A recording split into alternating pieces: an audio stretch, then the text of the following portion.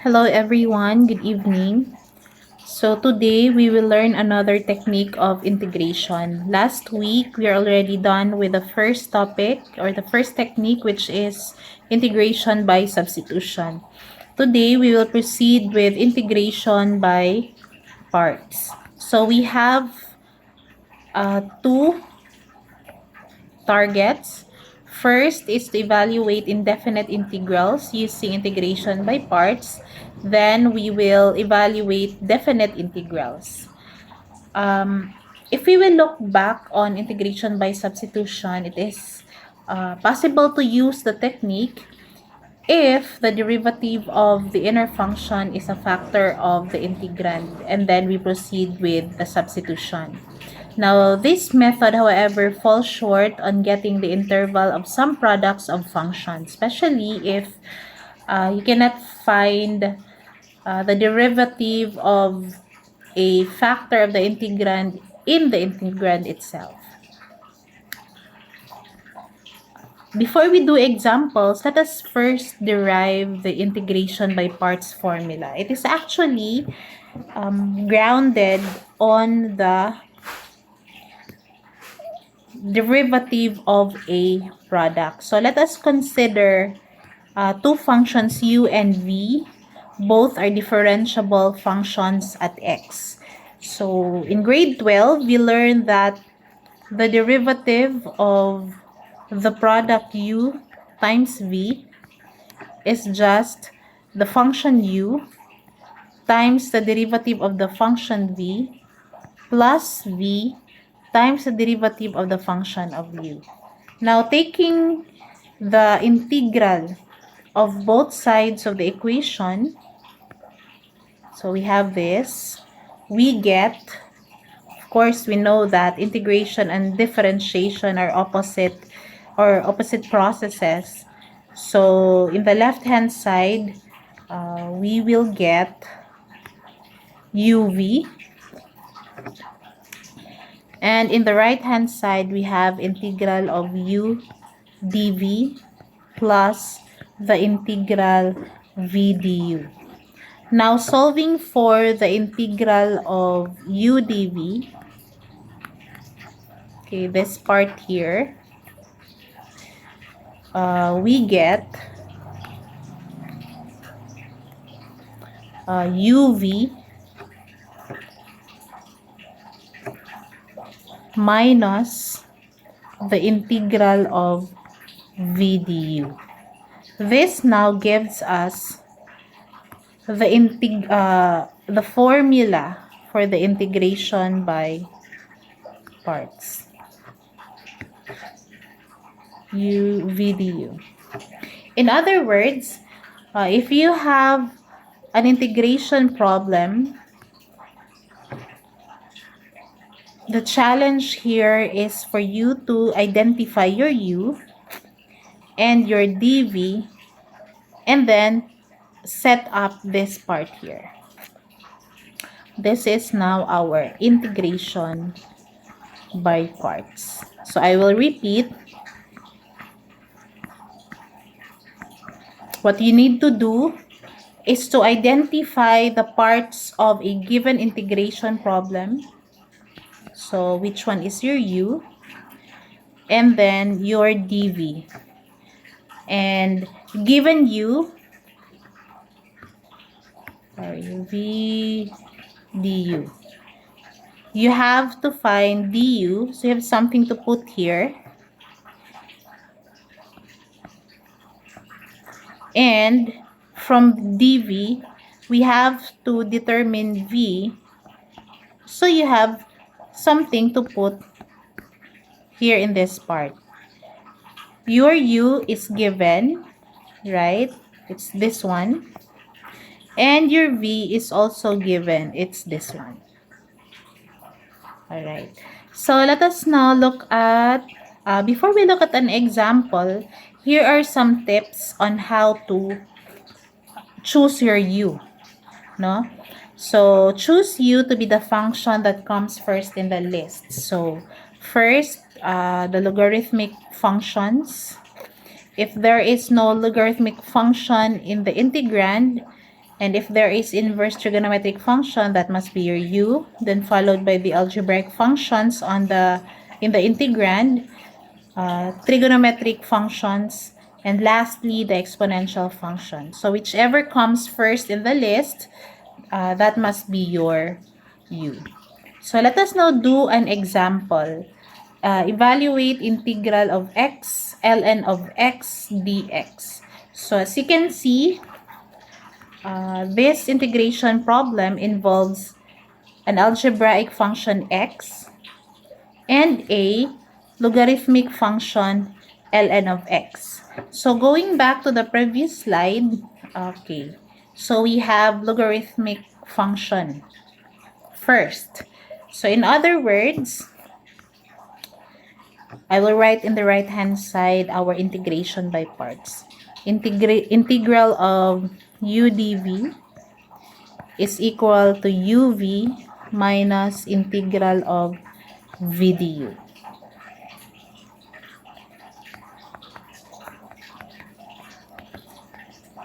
First, we have to identify our u and our dv.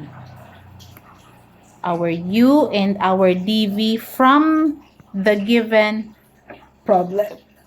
So our u, based on the previous slide, it must be ln of x. So if my u is ln of x, then the remaining expression must be my dv. So that is x dx. I will write that here. If this is my u, then x dx must be my dv. Okay.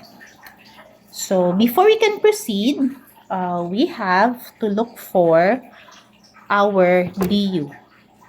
If this is u, my du must be 1 over x dx. This is from grade 11. And if dv is x dx, integrating both sides, I will get here v, no? This will cancel. Integral of x dx is power rule, x squared over 2. Alright.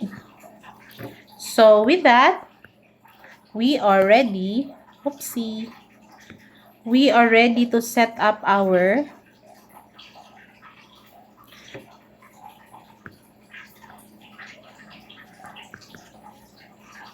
integration by parts.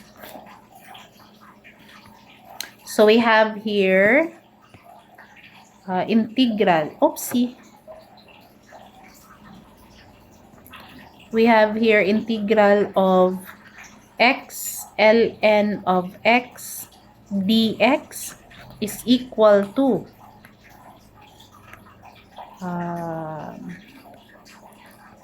uv minus integral of v du. I have here my u and my v. So my u is ln of x times my v is x squared over 2 minus integral of my v is x squared over 2 times du. My du is here, and that is 1 over x dx.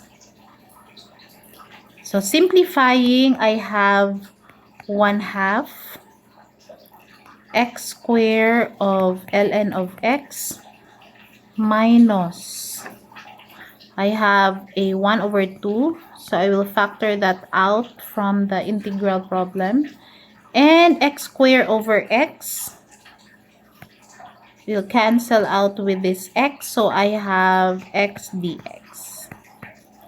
So integrating further, I have 1/2 x squared ln of x minus 1/2 times integrate x. So I have x squared over 2 plus c.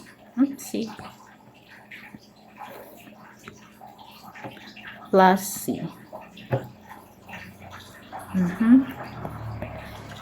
Simplifying, the final answer is 1/2 x squared ln of x minus 1/4 x squared plus c. This is now the final answer. Okay, let's check our answer. We can check our answer by finding the derivative of our answer. It must give us the integrand. So the derivative of this is 1/2. Oh, it's product rule. Okay, 1/2. Ano naman? Okay, u dv. So, x squared times, ay, guys, sige man siya, ka, sibog, 1/2, u dv, so 1 over x plus v du. Derivative of x squared is, ay nga naman, 2x.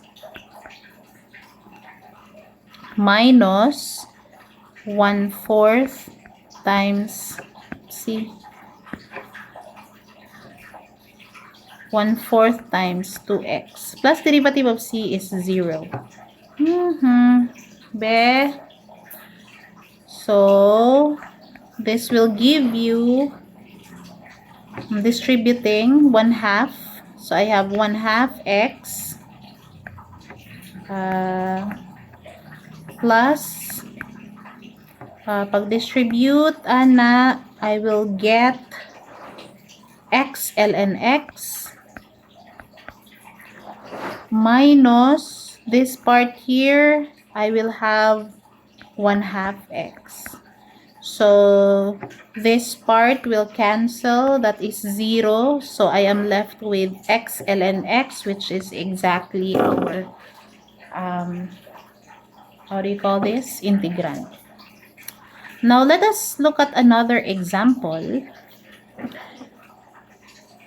Okay.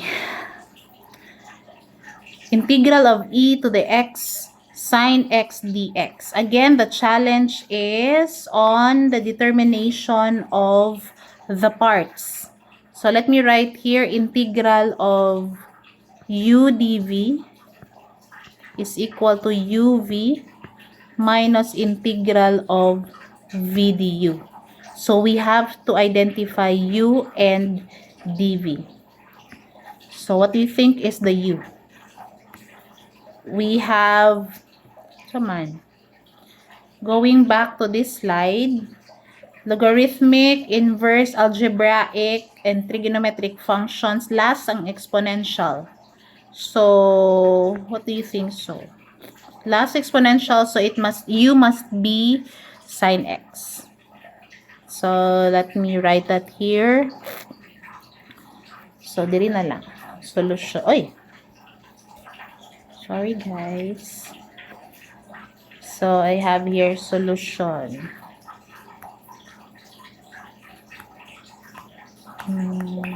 Okay. So, my u must be the trigonometric function. Sine x. So, my dv, tama no? U. And then the remaining must be dv. So, dv is the remaining expression in the problem. So, that is e to the x dx. So, u, I had to find du. So, I have something to put here. This is cosine x dx. Then, I have to find v. So, I have something to put here. So, to do that, I have to integrate both sides. And thus, I will get v in the left-hand side. The antiderivative of e to the x is just e to the x. So, these are my parts. So in other words, integral of e to the x sine x dx is u times v first. Oh, sorry. U times v. So here is my u and this is my v. So sine of x times e to the x minus integral of v du. So my v is e to the x and my du is, my du is cosine of x dx. Oh, let's see where this will lead us. Cosine x dx. Okay, simplifying, I have here e to the x sine of x minus integral of e to the x cosine x dx. Here, I think we need to do another integration by parts, right? Because it has parts e to the x and cosine x dx. So let me use here a red pen to work on integral of e to the x cosine x dx. So from here, I need to determine the parts, right? So let me call this u1. So my u1 must be the trigonometric function based on the LIATE. So this should be cosine x. And my dv1 must be the remaining expression, which is e to the x dx. So the derivative of u1 is negative sine x dx, while v1 must be the antiderivative of e to the x dx, because to solve for v1, I need to integrate. Okay, let's proceed. So antiderivative of e to the x is e to the x. So these are the parts. So here, I will have, so ang akong formula ani class will be integral of u1 dv1 is u1 v1 minus integral of v1 du1. Let's see. So u1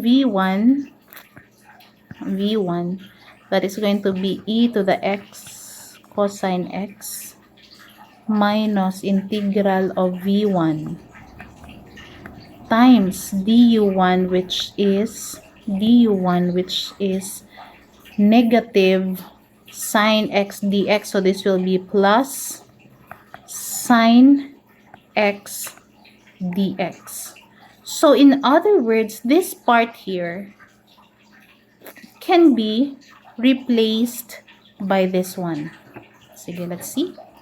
I have here e to the x sine of x minus, this can be replaced by our result here, which is e to the x cosine x plus integral of e to the x sine x dx.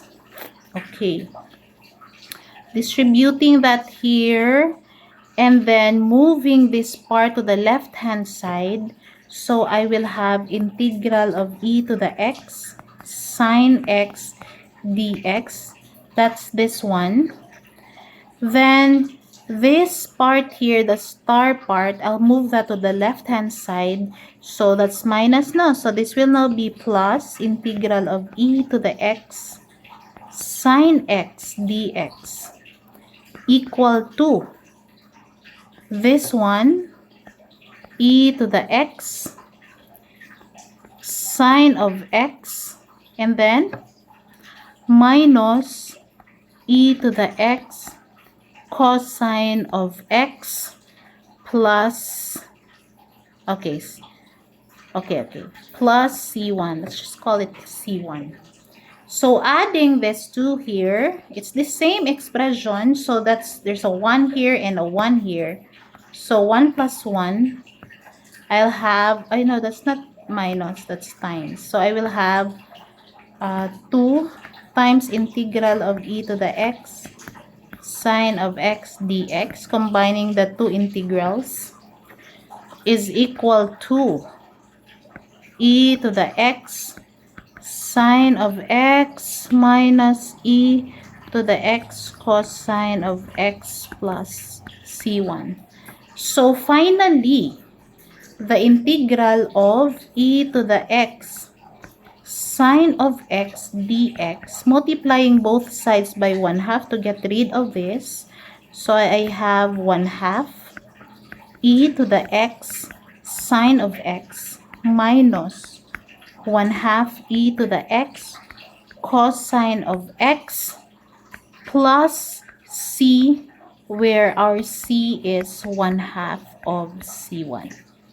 This is now our final answer. Whew. Okay, there's another example, but I think let's do this tomorrow. So this is enough for today, the 2 examples.